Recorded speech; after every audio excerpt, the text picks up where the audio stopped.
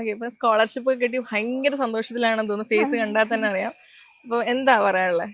ഈ അച്ചീവ്മെന്റ് കിട്ടിയത് ഞാൻ വളരെ ഹാപ്പിയാണ്. എൻ്റെ പാരൻസിൻ്റെയും ടീച്ചേഴ്സിൻ്റെ അനുഗ്രഹവും പ്രോത്സാഹനവും കൊണ്ടാണ് എനിക്ക് ഈ സ്കോളർഷിപ്പ് കിട്ടിയത്. ഫ്രണ്ട്സ് ഒക്കെ എന്താ പറഞ്ഞപ്പോ എന്തായിരുന്നു? അവരൊക്കെ നല്ല സപ്പോർട്ടായിരുന്നു. എല്ലാരും വിളിക്കുകയൊക്കെ ചെയ്തോ? എല്ലാവർക്കും പറഞ്ഞു. പേരൻസ് ഒക്കെ എന്താ, പേരൻസിന്റെ ഒക്കെ ഒരു അനുഭവം? അവരൊക്കെ നല്ല ഹാപ്പിയായി. ഫസ്റ്റ് ഓഫ് ഓൾ എന്താണ് ഈ സ്കോളർഷിപ്പ് എന്ന് എക്സ്പ്ലെയിൻ ചെയ്യാമോ? ഇത് ministry of culture government of ഇന്ത്യയുടെ ഒരു സ്കോളർഷിപ്പാണ്. CCRT എന്നാണ് അതിന്റെ പേര്. എത്ര വയസ്സിലാണ് ഭരതനാട്യം അല്ലെങ്കിൽ ഡാൻസ് പഠിച്ചു തുടങ്ങിയത്? ഞാൻ 5 വയസ്സ് മുതൽ പഠിച്ചു തുടങ്ങി. ആദ്യം പഠിച്ചത് ഭരതനാട്യം തന്നെയായിരുന്നു? ഭരതനാട്യം തന്നെ.